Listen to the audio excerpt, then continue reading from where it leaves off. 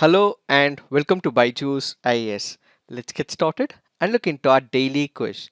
Let's look into the first question.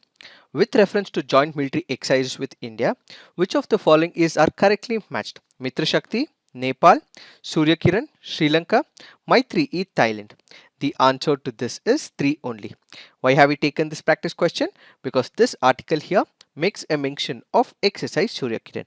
When we look into the first option, Mitra Shakti is the joint military exercise between India and Sri Lanka.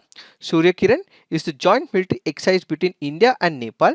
And Maitri is the joint military exercise between India and Thailand. Since Thailand is correctly matched about Maitri, the answer to this would be 3 only. What would happen under these military exercises? Armies of these two countries will come together. They seek cooperation which will further enhance the bilateral understanding, and they would also be able to learn new techniques as well, with which they would be able to counter the global terrorism that is acting as a menace in multiple countries. So the need of these exercises is cooperation, enhancing the techniques so that they can ultimately eliminate threats of terrorism. Now let's look into the next practice question. Which of the following are the advantages of millet production? Millets are termed as the crops of the future as they can not only grow under harsh circumstances but are drought resistant crops. Millets help in curbing obesity. Millets contribute to mitigating climate change as it helps reduce the atmospheric carbon. Which of the statements are correct? The answer to this is 1, 2 and 3. Why have we taken this practice question? Because this article in the PIB makes a mention of production of millets. When we look into the first option, yes, millets are termed as the crops of the future. Why? Because they are the drought resistant crops. We have the impact of climate change which is impacting multiple regions around the country. So what would happen? Whenever there is fluctuation or changes in the climate, this can also result in drought like conditions in that region. Ultimately means the water availability in that region might also drop considerably over a period of time. So during this particular period, when there is drought like conditions, these crops of millets can be grown. Some of the examples can include bajra, jowar, ragi, so on and so forth, where these crops require very less amount of water. As a result, millets are termed as the crops of the future. The second option says millets help in curbing obesity. Apart from this, there are also other health benefits. It is anti-acidic in nature. It is gluten-free as well. It will help in preventing type 2 diabetes. It is affecting in reducing the blood pressure. As a result of all these health benefits, yes, we can say that millets will also help in curbing obesity. So the second option is also right. And when it comes to the third option, millets contribute to mitigating climate change as it helps reduce the atmospheric carbon. What would happen? Let's take the example of paddy. Paddy is a major contributor to climate change. It would release a lot of methane as well. It also contributes to the impacts of the climate change as well. But when it comes to the millets, their impact on the climate change is comparatively less. As a result, millets contribute less and they also help in mitigating the impact of climate change. Now let's look into the next practice question. Regional anti-terrorist structure, which serves to promote cooperation of member states against terrorism, is an organ of, is it CSTO, SCO, African Union or ASEAN? The answer to this is SCO. Why have we taken this practice question? Because this article in the Hindu makes a mention of regional anti-terrorism structure. What is it? It is headquartered in Tashkent. It is a permanent organ of the SCO where it seeks to promote cooperation amongst all the member countries of SCO so that they can ultimately eliminate terrorism from that particular country. So what would happen? Since regional anti-terrorism structure is part of SCO, it will get information from multiple countries. This information is transferred to all the countries who are member countries of SCO, and as a result they would be able to prevent the attacks and at the same time give information to other countries, and they will also have other counter-terrorism experiences which can be shared with all these countries. So intelligence gathering, information sharing, law enforcement, developing best practices, and passing on the technologies between these countries so that terrorism can be ultimately rooted out is what is the contribution of this region anti-terrorism structure. When it comes to the present situation, what we are witnessing is rise of radicalism in the Afghanistan region. This might also give rise to multiple radical forces like the Islamic State, the ISIS. It can also give rise to Al Qaeda as well. What would happen in such a situation is these radical elements may cross over from Afghanistan to the neighboring countries, further creating problems for all the neighboring countries. So those member countries who are part of SCO would be able to get information about such threats and ultimately eliminate such threats. Added to this, we have also spoken about the drug issue in the past. One of the countries which supplied large scale drugs is Afghanistan, and as a result, if information can be gathered, this whole menace of drug issue can also be eliminated.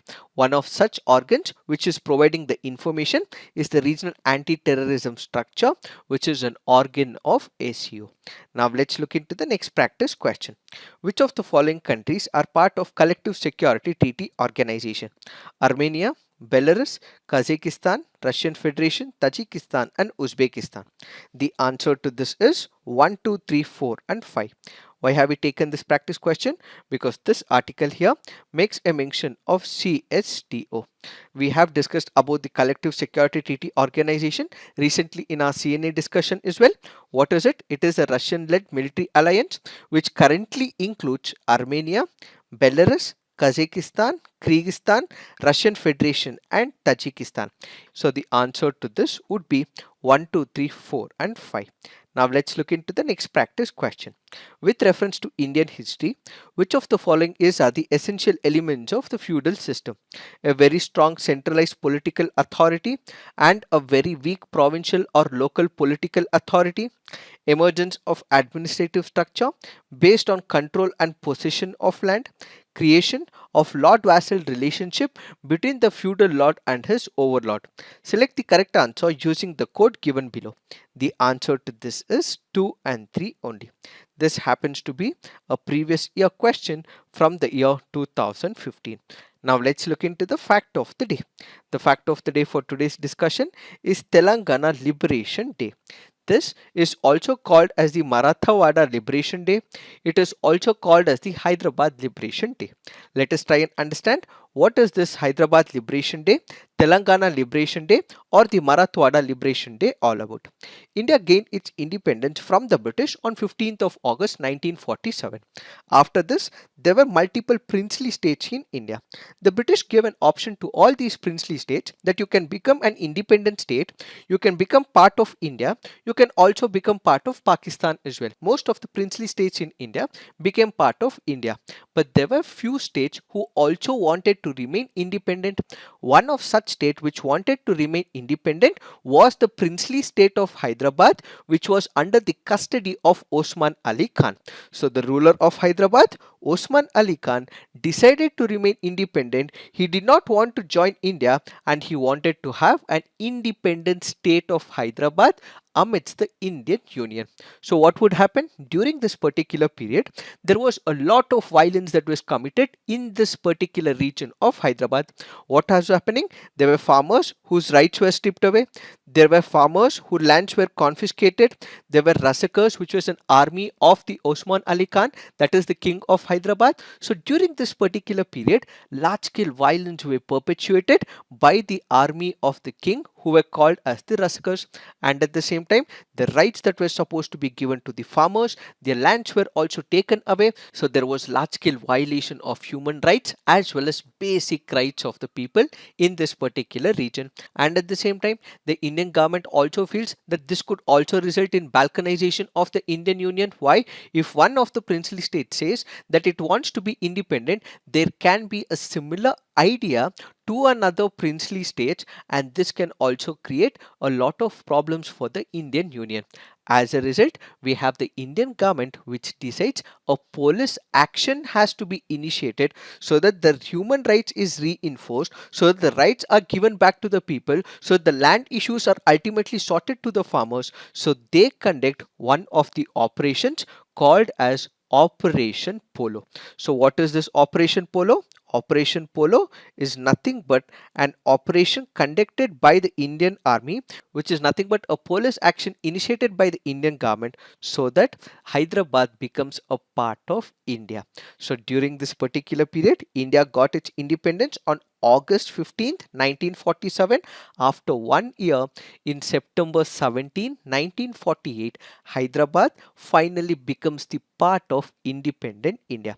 Hyderabad became part of India on September 17th, 1948, and as a result, every year on 17th of September, we celebrate Telangana Liberation Day, which is also called as Marathwada Liberation Day or Hyderabad Liberation Day.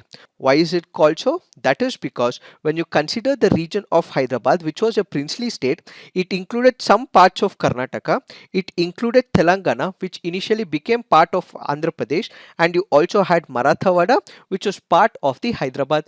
But once it became part of India, Telangana became part of Andhra Pradesh, Marathwada became part of Maharashtra, and some parts of Karnataka was also ruled by the Nizam of Hyderabad. It is this that we have to understand in reference to this fact of the day. So this is it for today. Thank you for watching. All the best.